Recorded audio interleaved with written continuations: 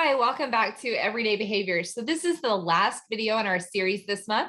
This month, we are talking about database decision-making and MTSS or RTI. And so when we're looking at database decision-making, one of the things that you want to include is your progress monitoring. And so this video is talking about the 6 essential components of progress monitoring. The first thing that you want to do, like we talked about within your behavior problem-solving model, is you want to identify or select a measurable and observable behavior. Once you've done that, once you've selected that measurable and observable behavior, you want to identify your measuring tool. What's your measurement tool going to be? So when you're looking at a measurement tool for progress monitoring, it should be short and easily administered by the classroom teacher, the special education teacher, or maybe even the reading specialist. So it should take just a brief moment to monitor that individual skill that you're working on in your interventions. In some cases, your measurement tool may actually be a number or some data that's actually produced by your intervention itself. And so it may be that your intervention produces a permanent product or some kind of tool that you can use to measure without having to administer a separate administration or a separate measure. The next thing you want to do is determine your expected rate of progress. So students' progress is measured by comparing their progress, their rate of increase. So you want to kind of graph this on a line graph. And so you're looking at how fast is the expected rate of growth and how fast is your student growing. And so let me see if I can align my hands correctly.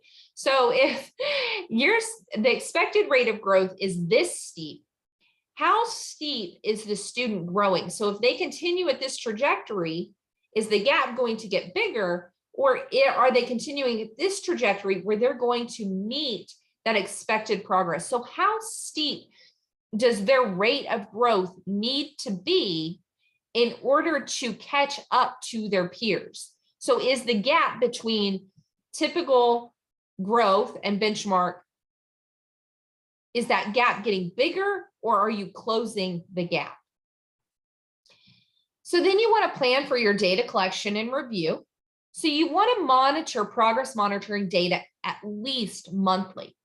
Some progress monitoring, like I said, is built into your intervention. And so you get a daily measure of where you're at. Some might be collected weekly, but I would say that you probably want to at least progress monitor once a week or every other week so that you have 2 data points for that monthly review. That way, if the student just was having a bad day on the day that you progress monitored, you have 2 days to compare.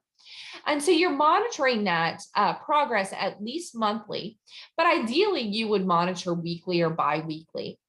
Then you collect and you share that data.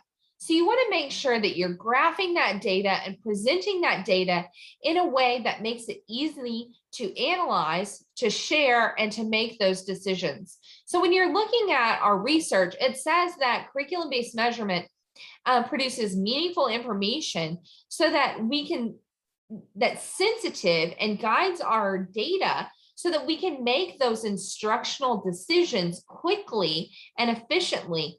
But it's important to make sure that we have regularly scheduled meetings to share that data. And in those meetings, what you're going to do is you're going to analyze the results of your progress monitoring data and make those instructional decisions. Do we need to intensify our intervention? Do we need to revise our intervention? Or are we making sufficient progress and we need to maintain our intervention? Or have we caught up to our peers and we need to begin fading the support? And then you continue that progress monitoring and analyzing until you've reached your desired outcomes or a necessary level of support to maintain student progress. And so you want to make sure when you're progress monitoring that you have all of the essential components, that you're not just measuring, but you're also reviewing the data, you're sharing the data, you're analyzing the data, and you're continuing to use that data to guide your instructional decisions. As always, thank you for watching this series. I do want to encourage you to always look for additional resources on our website, to follow us on Facebook, and to subscribe below so that you receive ongoing additional information. Next month, we're talking about school truancy, so I look forward to seeing you soon. Thank you and have a great day.